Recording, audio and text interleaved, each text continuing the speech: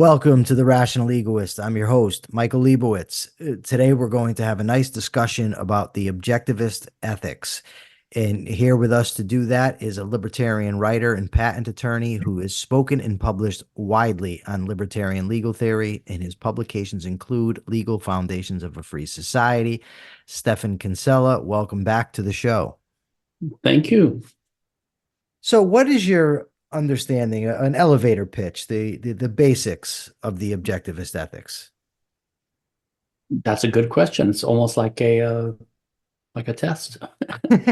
I mean, I read pretty much everything Rand and a lot of the Randian followers wrote back in those days, back in the 80s. The Objectivist Ethics, I would like to distinguish it. I would like to distinguish her morals from her politics. Okay. I think they're related, but they're different. The Objectivist Ethics, I think, is that everyone is an individual, rational human being, and we all have a right to live and to pursue our individual self-interest. And what she emphasizes a lot in her writing is that this project has to do with creating value by acting in the world, by using our mentality, our creativity, our intellect to manipulate things in the world to create value, or she sometimes says values. And I think that the general way she puts it, I agree with. I think people have the right to their own lives, and that ethically we should live to further our own lives as men or as humans according to our nature, right, which is social animals, but we also have certain needs, right, in life. And so in general, I would agree with that part of it. I think that where she maybe goes astray is in this emphasis on the creation of values as the source of rights, which would be the more political aspect of her view.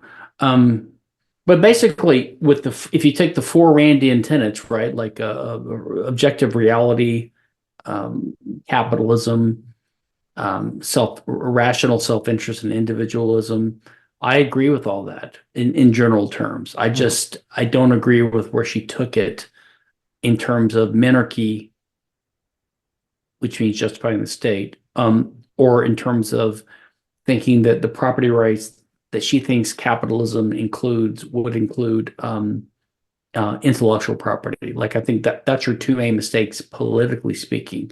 But as far as the ethics goes, I think I'm totally on board with individualism and rational self-interest as the basis of morality. I also think she makes a hypothetical kind of argument where she basically admits or concedes or grants that in a sense all ethics or morals are hypothetical. By hypothetical, I mean they're based upon the actor choosing to value life. Now, if they choose to value life, then they're choosing to value life as a human actor. And because of our nature, there are certain things that are appropriate for furthering this fundamental value. But I believe that she conceded a few times that, yeah, you can't persuade someone that they should choose life, because all shoulds presuppose a prior should or value. So the fact that you're trying to defend something and you're living means that you've chosen life. Once you choose that, then a lot of things flow from that. So I think that her, and I think she's right. Actually, I don't disagree with her on that. That's how I would start. Maybe tell me what you're thinking. Okay, so in the beginning, you said that you wanted to separate her ethics from politics. And you said that, and that's fine. I disagree, but I don't want to get too far into the minarchy versus anarchy stuff. I want to kind of stay on the ethics. But when you said what her ethical theory is, you said it's the right to act in your own interest. But right in itself is a political concept. And that's Correct. actually so by defining ethics in that way, you've already got politics in there when politics is in her theory downstream from ethics. Her theory actually is that each individual should or ought to act in their own best interest. Yeah, I think the way you put it is better. I agree with you. Okay, And I would concede, and I think that the Randian morality would apply even to Robinson Crusoe alone on his island. Like what I'm saying is my understanding of the way Ayn Rand or her followers today would explain her ethics is that ethics, okay, morality is a philosophy, which is meant to be a code to guide human conduct. yes, And that would apply even to someone not in society. Um, and what I was saying was most of the interesting cases that we get to are in society, and so they're interpersonal. sure, They're either laws or they're manners, right? Or morals. Like what should the law be? What should you not be able to do according to the law? And also, what should society view as inappropriate or wrong, right? Or right and good. But that's only the application of the general idea is that morality is a code of conduct to guide you and how to live your life. right. And theoretically, you could have a life alone from society. And I would say that most people are so used to focusing on the interpersonal issues and the legal and the political issues that they almost think that ethics applied to one person alone in the world would make no sense. But I think that's wrong, and I think Rand would think that's wrong. I mean, of course, if I'm Robinson Crusoe alone on an island and I'm lazy and I hurt myself by not saving enough fish for the harvest or making a net or whatever, you could call that immoral, but I have no one to answer to. So there's fewer consequences interpersonally or societally. That's certainly true. And I'm not violating anyone's rights, and I'm not even wronging anyone else. I'm wronging myself. But what I was saying was, I think that if you think of it this way, even the interpersonal issues like violating someone's rights or being cruel to someone unnecessarily, being wrong to someone, having bad manners, ultimately they're wrong for you because they're not good for you as the person, right? Right. I'm not a deep philosopher on this stuff, but this is just how I think of it. I think that it's wrong for me living my life, trying to live my life as a decent human being according to my nature. It's wrong for me to be unnecessarily rude to a neighbor, for example, right? Or to be a thief and steal from them. Either one. Um, and those are wrong separately for other reasons, but they're also ultimately wrong because they're against the basic moral code that I think would govern my behavior as an individual. Does that make sense?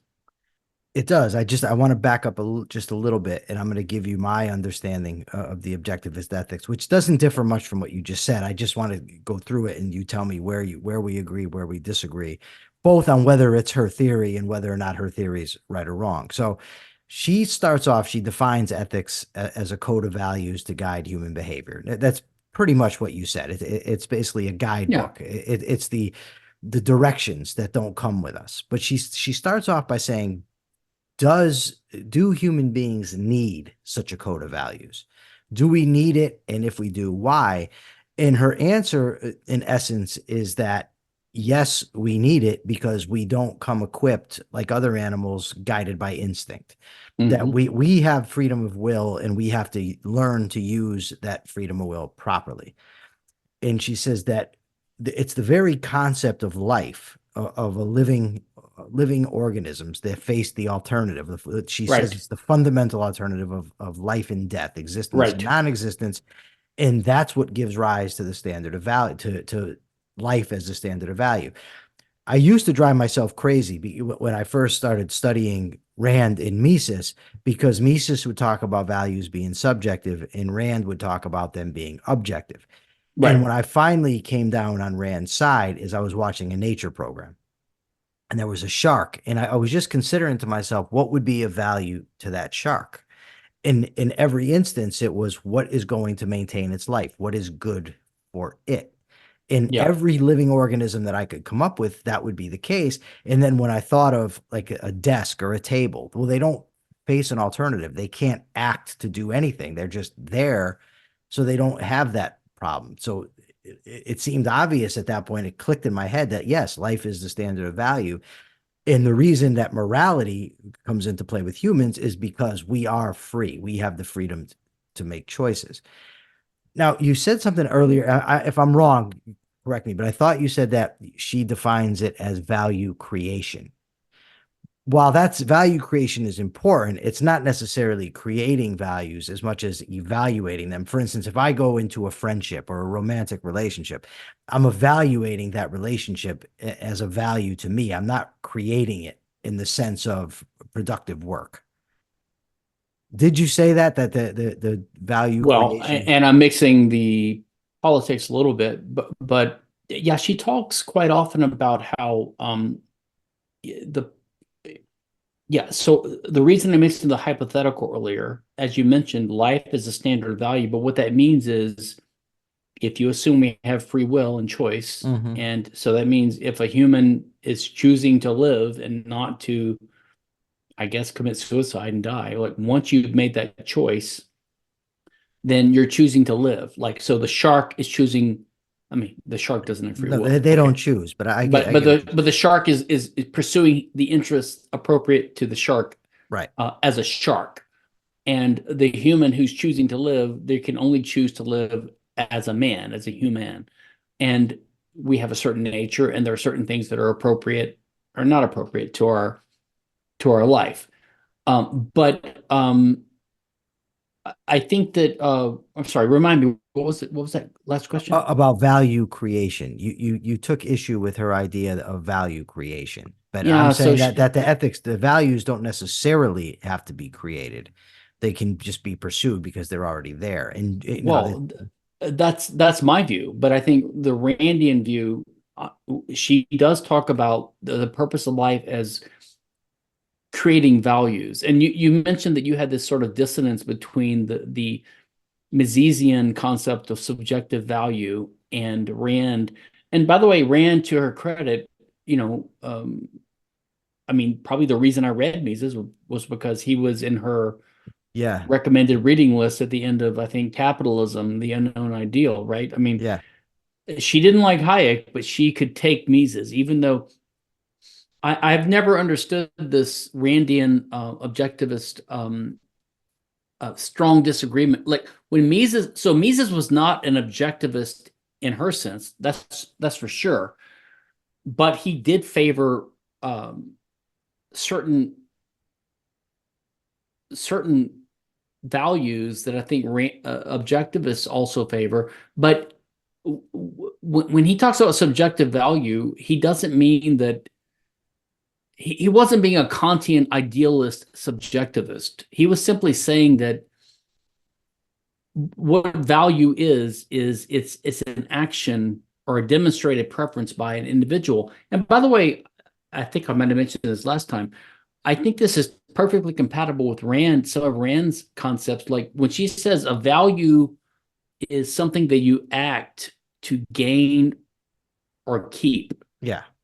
So she's thinking of it very similar to the demonstrated preference idea of Mises, which is that you show that you value something by acting to try to achieve it. Like that's the end of your action. But the thing that you're seeking to achieve is not a value. That I think that's Rand's mistake, is making it into a noun instead of like a verb.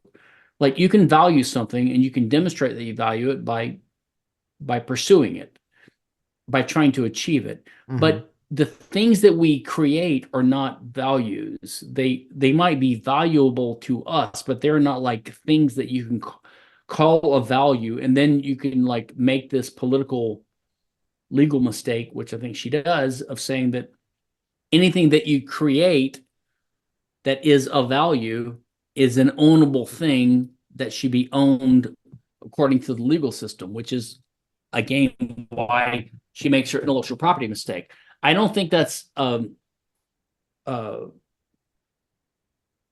it doesn't ruin her entire philosophy. I mean, her basic inclination, I think, is correct. People have values, they pursue them, they need to use their intellect to move around in the world. And morality is a code that helps to guide you as to what to do, both normatively and, physically, to live in this world. So I have a problem with her definition of value, and I've caught some hell for stating that I take issue with it, because the way in which she defines value as that which you seek to gain and or keep, I agree, that's just stating a preference. But there's two, the thrust of her theory of ethics. Clearly, she's talking about value in the sense of a noun. So she talks about it in both ways. The problem is the whole reason that we need ethics, that we need to learn ethics, is because what we value can be bad for us, right? We can value things that actually cause us harm, that go against our lives. And that's why I said that, unlike most like libertarians who are focused only on interpersonal issues, I think that it makes sense to say that some things, Robinson Crusoe alone on his island, that he does could be immoral. Even though he's not hurting anyone else, they're immoral because he's taking an action that is not in his own rational interest. I would agree with you, I think. Right. But yeah, so in that sense of value as a noun, you're talking about something that is actually has value. So there can be a dichotomy between what I value and what has value.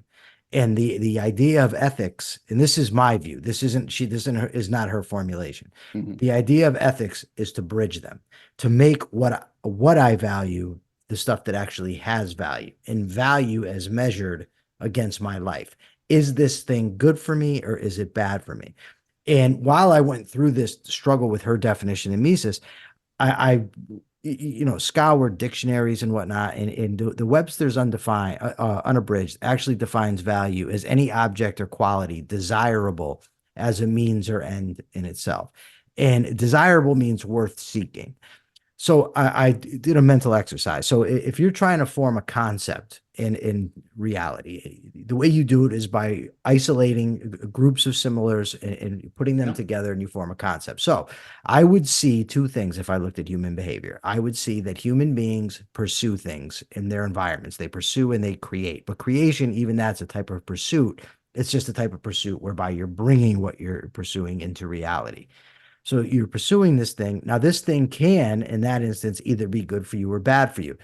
So the things that I see that somebody pursues that are good for them, I would say those are values in the noun sense and in the objective sense, if they're evaluated as such. Because if they're forced upon me, then they're no good. But if I evaluate them as being good for me and then pursue it, that's the objective value that she's ultimately talking about. So there can be a disparity between one's subjective values and what has objective value, and Mises would not allow for that. But well, hold on, I'm not sure if Mises wouldn't allow. I mean, so I think you're talking. So everything you just said, I don't think I strongly disagree with. Mises would disagree in economic terms with the idea of intrinsic value. I don't know. And Rand would as well. But correct. That's why I think that their disagreement is not as strong as some people think. But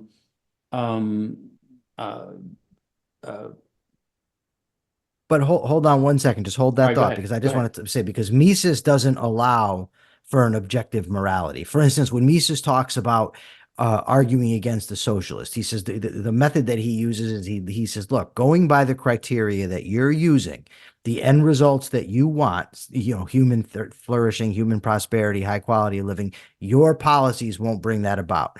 And he says there's no way to actually evaluate these things other than by saying most people approve of them or most people want them.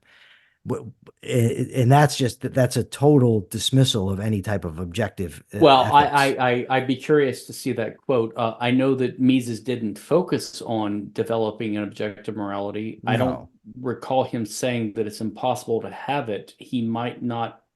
I mean, to be honest, if he had the humility to not pretend to be an expert on that and not to pretend he's done something he hasn't done, I kind of admire that. Like, but he happened to share similar values that most decent, normal people have. I don't Okay. recall him saying it's impossible to figure this out, or even pretending to have a proof about that. But it's okay that he focused on being Well, on economics. Was his focus? To me, it's yes, okay to focus on one thing. I'm with you. I have a quote here from Murray Rothbard, who knew Mises, was his student, read him Mhm. thoroughly. And this is what he says. And this is from the Mises Institute, this article. Rothbard says, to Mises, there is no such thing as absolute ethics. Man, by the use of his mind, cannot discover a true scientific ethics by insight into what is best for man's nature. Ultimate ends, values, ethics are simply subjective, personal, and purely arbitrary. So that's what Rothbard said about Yeah, and Mises. that could be right. I'm just saying. So first of all, that could be limited to the fact that Mises is doing economic analysis. He's saying that economics itself doesn't tell you what the ultimate ends are. Or it could be Mises didn't know, or Mises had humility. I don't know. I'd be curious to see what Mises actually said Well, that and he backs up. also had Yeah, many debates with Rand about this issue, and he never would come along to her perspective. I don't think And Mises ever had debates. What do you mean? Mises never had debates with Rand. What do you yeah, mean? Mises and Rand knew each other and had debates. I don't Mises think once called Rand the most courageous man in America. I know, but I don't think they had to. No, I don't they think they did, and so with Henry Hazlitt as well. I don't think. I mean, I'm unaware of any debates between Okay. Mises and Well, I mean, Rand. we're not. I don't want to keep going to my phone to Google to Google stuff, but Wait, are you ultimately, saying you saying that you think they actually like got together in front of a group of people and had no, the? no, no, no, no, no, no, no. In informal discussions, they discussed it. They I talked don't about even know it. if they ever met each other in person, but I Oh, know they had some no, correspondence. they've I'm had aware of the dinner course. together. They've had dinner together. Okay, But well, you could be right. okay, so ultimately, just to kind of box that up with the Mises stuff, the way I ultimately resolved it is in economics, objective values don't ultimately matter when it comes to price formation. The subjective valuations that human beings make as to what a given commodity or a given service is worth, that's going to ultimately determine the price. It doesn't matter whether the thing's actually good or not. So in that sense, Mises was absolutely correct that that's what forms the basis of the price system, and that ultimately led to his devastating attack on socialism in his famous book Socialism. So I just to a little bit back, there's two things that I wanted to kind of discuss: is the basis of rights and the suicide scenario. So if I forget the suicide scenario as we address the basis of rights, remind me. I Okay. believe you said that the basis of rights is value creation. Was that what you said in Rand's system? I think in Ayn Rand's system, she views the basis of rights as man's nature as a producing Okay, okay, creature in the world, and he has a necessity or a need to be able to act in the world and to pursue values, okay, yeah, um, that's true. which is more or less unobjectionable, I think. But she has this idea that man, by his intellect and his abilities and his labor, he creates values, which values are things that he seeks to achieve. And because he has this need to, this is the way humans have to live as Hmm. rational actors, which again, I agree with all that.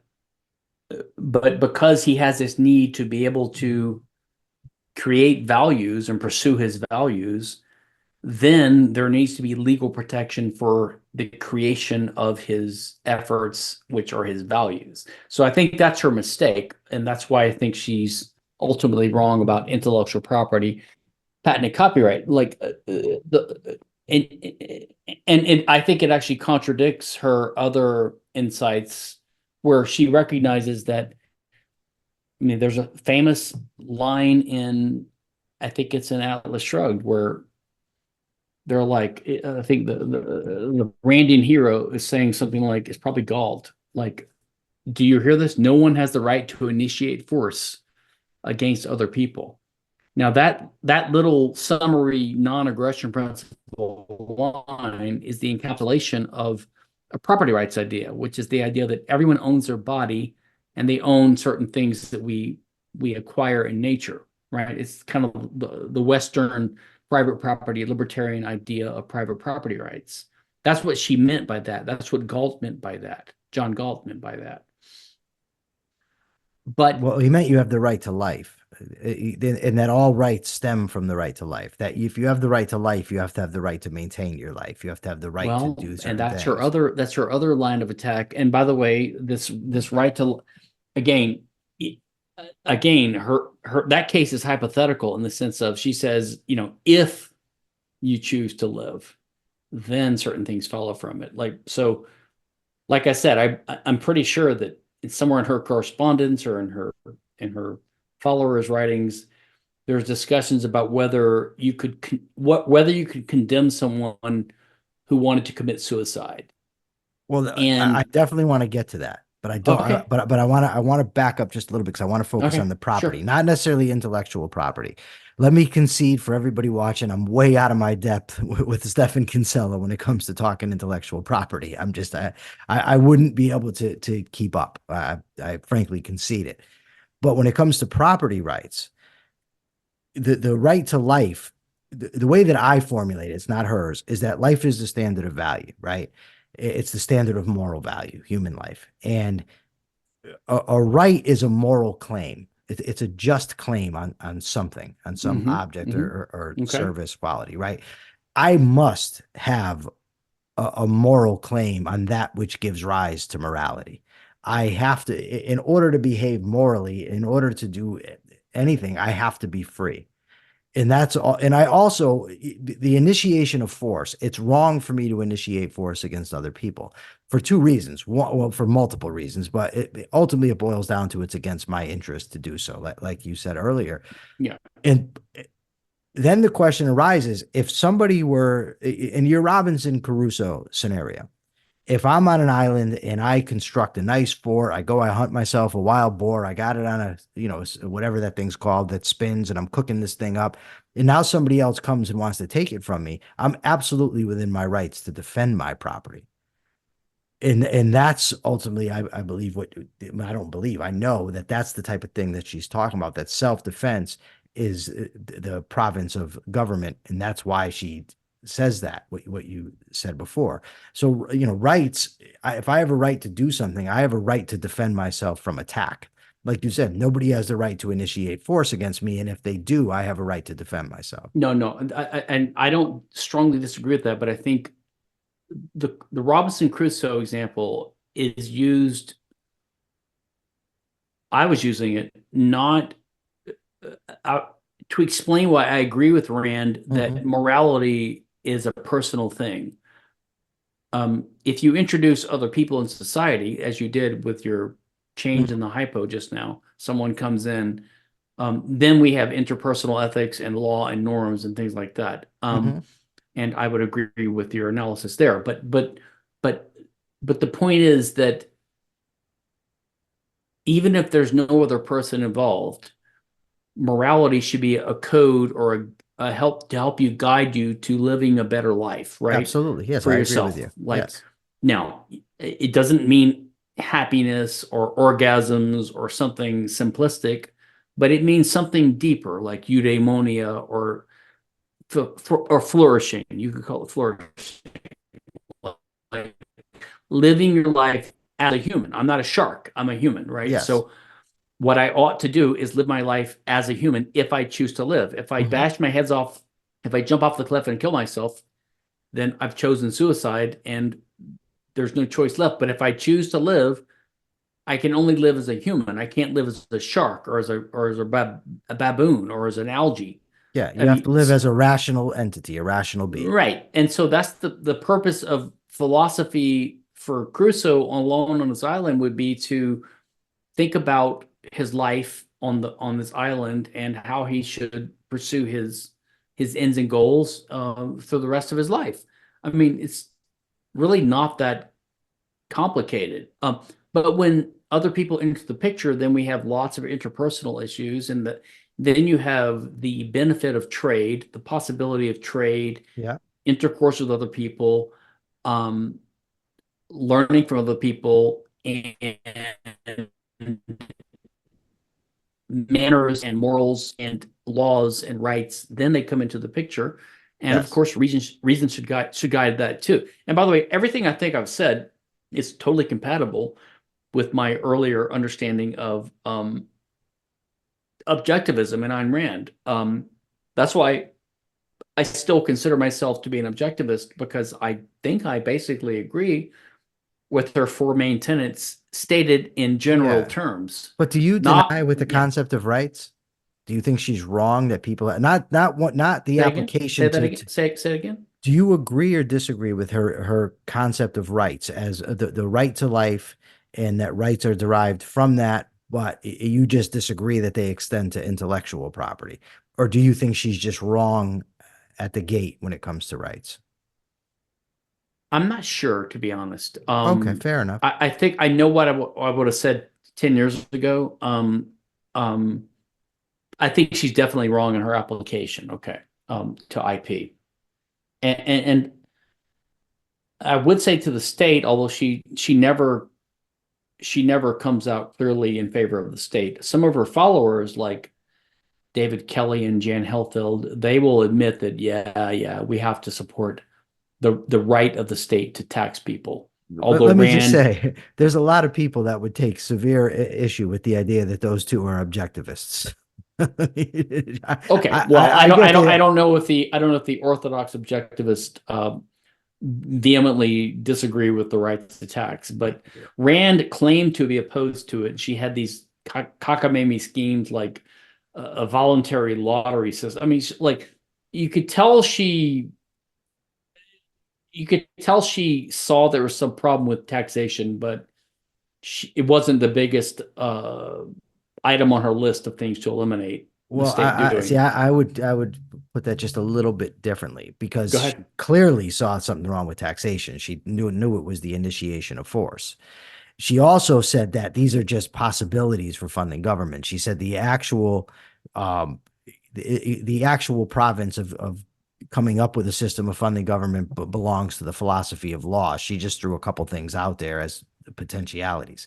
Yeah, but she also did the same kind of song and dance with IP. She's like, well, specialists can figure out patent and copyright, but her argument was atrocious on that. And what's the other one she did? I think she even on abortion, she had this weird comment one time. By the way, I don't want to pick on her because she was amazing No, and but she she was absolutely pro-abortion. There's no equivocation there. yeah, well, I mean, you can but she had this comment that we can have a debate about the later term stages. I've never seen it. You might be right. I've never seen I'll it. send it to you. I Yeah, mean, it's no, like please. I would like to. it's clear. So like she was acknowledging that like late term abortion might be a whole different issue to discuss. But the point was that meant that she hadn't figured it out, which meant that she wasn't pro-abortion in the sense of like until the ninth month. And by the right. way, I'm probably more pro-choice than she was. Like I think there should be no prohibition until the till the end. But Rand even sort of conceded. Well, if you have it, send it because I Oh, just haven't seen it. I mean, I can't claim that I've read every thing she's ever said trust me, I or saw put it down. again this morning for an Um, article I'm writing. Yeah. so it's just to back up to the taxation. She didn't say it was the least important. What she said is it should be the last thing that one advocates when Correct. moving toward a Correct. free society. That Correct. doesn't necessarily mean it's the least important. It just meant it's the what's the word I'm looking for? The maybe the least urgent. Or if you're trying to argue with somebody or debate for a free society, there's a lot of other things that have to come first. I agree, and I don't even I'm not even criticizing for that. But I'm saying that it's not a surprise that some of her followers, like Kelly and Hillfield, Well, and some they go outright, and I don't know. I can imagine Jan Helfeld on this. I haven't seen what he said. I blocked him on Facebook. I couldn't take him anymore. So I just blocked him, and I generally don't do that, but he was just aggravating. But I could certainly see him making the case for taxation. And David Kelly founded the Atlas Society, and one of the scholars at the Atlas Society is Richard Salzman. And I actually had Salzman on this show and debated him about the ethics of taxation. I told him there's no way around it. Taxation is theft, and was he pro? yes, he said Of course. taxation is And by the way, necessary. Salzman is, I mean, in my view, Salzman is horrible on economics and Mises and Hayek and the whole deal, but that's a different issue. Yeah, so he and I had a debate on that. But the suicide thing, because the word that Rand uses, it's conditional. That if you choose to live, like you said, Yeah, then ethics follows. But yes. Leonard Peikoff kind of elaborated on this. So I want to differentiate between my own view. I don't know if Peikoff would agree or disagree with me. I just haven't seen him say it. In my view, the choice to live is kind of the de facto choice. And what I mean by that is, as an infant, I didn't choose to live, right? Somebody fed me, somebody clothed me, somebody taught me to, feed myself, do what I need to do. And I just continued to do that. Now, in a sense, it's a choice because I have to choose to continue to eat. I have to choose to continue to sleep, get a job, whatever. But the actual choice, in my view, would be to just if I negated that and killed myself. But Peikoff and Rand would argue that suicide is absolutely morally acceptable in some cases, where if life is unbearable. Now, the purpose of ethics, not the standard, but the purpose is happiness. That's the reason to be ethical. That's the reason to live, is for that. I think you called it flourishing, but it's Mm-hmm. happiness in Mm-hmm. her terminology. I don't think it's much different from the No, flourishing. it's not much different. No. So that's the purpose. So if you can't have that in life, then suicide would be No, no, no, no, no. Let me. So, by the way, not to. I want you to keep going, but Mhm. I'm not saying that Rand allowed for cases where suicide would be rational or moral or the right thing to do. I think almost any human being would do that. Um, I think her premise is more fundamental. It's more that, like, so for example, let's suppose you have a happy, healthy, normal, rich American person Mhm. who's 45 years old and they just decide to kill themselves. She would say it was unethical. Absolutely. I totally I disagree with you. I think that she would believe that. Well, That I'm would be telling you what pure. her argument is. That what I mean, I've read it 100 times, but Leonard Peikoff in the philosophy of Ayn Rand says a man who would throw away his life without cause, who would reject the universe on principle and embrace a zero for its own sake, such a man, according to objectivism, would belong on the lowest rung of hell. So, I mean, you could, But you can't say that if the standard of ethics is the choice to live, Mhm. then Well, the standard of ethics is life if you choose to live. exactly. But So what, but but if you don't choose to live, then you But to me, honestly, like this, in objectivists in general, I don't think would agree with me on this. But this is my take on this. okay. To me, it's a non-issue because okay, say you decide to kill yourself for no reason, or I do. What difference does it make if somebody judges me to be immoral? I'm going to be gone. I'm not concerned with moral judgment. I'm not I concerned with the agree realm of with ethics, so it that. I doesn't agree with matter to that. me. I'm But simply I agree with you. so I you don't disagree. disagree with Rand, but Rand's idea and Peikoff's is that the choice to live No, no, no, no, no, isn't no, no, no, arbitrary. no. So I don't disagree with her. I actually agree with Rand Okay. that I think that the choice to live is the source of because I actually agree with Hume that you can't go from an is to an ought. Hmm. You need to go from an ought to an ought. And the ought that you go from, the primeval oughts, the bottom level oughts, come from the choice to not commit suicide, like if you want to put it simplistically, right? Uh-huh. Like to live. Um, the fact that we all happen to have certain values in common, people that happen to be living still, that haven't killed themselves. And so if you admit that we're rational beings and that we have certain values like living, if you just know a little bit about economics, then you ought to favor, free market economics and property rights and liberty and that kind of stuff. I think all that flows from that. So the whole thing is, I would call it hypothetical. You might call it conditional. I think it's perfectly compatible with Rand's recognition that all values come from this if thing, if you choose to live. But would you say that the choice to live is arbitrary? Because that's where she No, argues no. Okay, so no, okay, so there's no disagreement then because no, I think she it's wouldn't say that. natural. I think Now, it's natural to choose to live. I don't think it's okay. arbitrary Now, at all. you said that there's no bridging it is an ought, right? If a human being is choosing to live, then that human being ought to act in according with his or her nature, ought to pursue the values appropriate to his life. I think Eh, that's a fairly fair statement. So then the gap then is bridged. He is Yes. choosing to live. He ought to do this. So Well, that another way to put it would be, if someone asked you a question, what Mhm. should I do next? Like, what's your advice for me? Should I take cyanide or No. should I eat a steak dinner? Uh, And it- I would say, well, do you want to stay alive?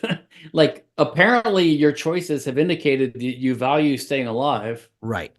And so you should eat the steak dinner, not take the cyanide. I mean, so I don't know if it's the ought I would recommend is a categorical ought. It's more, again, it's all It's hypothetical because contextual. See, here's the problem. that's fine. You can call it But contextual. the reason that it becomes problematical is because most people think of ethics in terms of intrinsicism, as if it's a duty imposed on us by some Yeah, outside force. And then you say, well, there's no is from ought, meaning just right, because you're alive, nothing is making you be moral or dictating that right. you have to be moral. But in reality, in the realm of human choices, there's no reason why such a view of ethics should preempt the field, I guess is what I'm saying, is that if you say, what is a code of value to guide man's choices and actions, a code of behavior, and is there such an objective thing? There is. It's not intrinsic, but it is objective, and the two are different. But most people, I totally agree. I totally agree. I don't think it's intrinsic, and I don't either. but I do think it's objective in the sense that it's rooted in human nature, And I would agree with you. and so uh, but it's also, like, I have no problem admitting or conceding that ethics, in a certain sense, are ultimately hypothetical, conditional, context related, however you want to put it, because they're rooted on someone having a certain set of values that you can refer to when you're trying to argue with them or to persuade them or to explain to them why they're making a mistake, right? I mean, Ayn Rand's, again, saying if you choose to live, like, to me, that's the biggest concession, which I agree with. But Okay, that's if what I you mean, choose though. to But what live, is it a concession to? Maybe that's what I don't understand. What's the concession? the concession is against people that think that if you concede this conditional if then way of looking at it, that you're denying an objectivity of anything about human nature or morals. Yeah, see, I wouldn't call it a concession. I would call it an argument in that just saying that's arbitrary. Well, let's have a debate about that. Then you can not you and me. I'm saying Right, me and the hypothetical person. right. That's to be debated, but it's not a concession because it doesn't prove what they think it proves. No, no, no. So I agree. I probably misused the word, but that's I okay. just think that I guess I'm more pro Rand than people would think, but I think that her defenders think they need to defend more than they think that they really need to defend her, because what she's defending is a very small core of very reasonable things. If you want to live, this is what Mises said in a sense. I mean, this is why I don't want to call Rand a consequentialist like Mises was in a sense. Mises was basically arguing, if you want human prosperity and well-being for everyone, we should have free markets and private property. Right. He's But right about that, by the way. He's actually right. he And he he is. I don't think Rand would disagree with that actual statement. What she would disagree with is that that's the fundamental argument for capitalism. But he never said it was a No, no, fundamental argument. I know, but that's what he argued. She would say that the reason that capitalism, that we should have capitalism, is because it's the ethical system. It's the only system whereby individual rights are protected. And that's what attracted me to it in the first place. Yeah, Like, the reason I got interested in Rand and libertarianism was because of the ethical aspect. To me, I called it in my book I think I call her ruthless logic of liberty or something like that, like, or justice, ruthless logic. Like, it's ruthless, but it's concise and it's clear, and it's insistent, and it's consistency. Like, you can't make exceptions for no reason. Like, if you're gonna have a rule, you can't make an exception, right? So, like, it's ruthless, and I loved it. And to me, the entire thing for me was about bullying. I mean, I was always a small kid and bullied, and I hated and hated and hated it. And so it gave me this sense of sort of inchoate, vague injustice at the way people use violence against each other, basically. But I had no name for it. I had no yeah. logic for it. But when I read Rand talking about, you cannot use violence against someone unless they did, if they did violence against you, that's one thing. But otherwise, you can't do it. That was the core thing that drew me into this whole thing, was this kind of this intuitive logic of how it's obviously unjust to have different standards and have inconsistency, right? And to have, like, why can you do this to me when everyone knows it's wrong? And it also goes against our values and our preferences and everything like that. So to me, that's the essence of what Rand got right. Her non-aggression principle, she never actually gave it a name, non-aggression statement by Galt, I guess. Yeah. But it's the recognition that you cannot use force against people. You may not if they haven't used force against you. It's a really simple symmetrical principle. To me, it's like purely logical.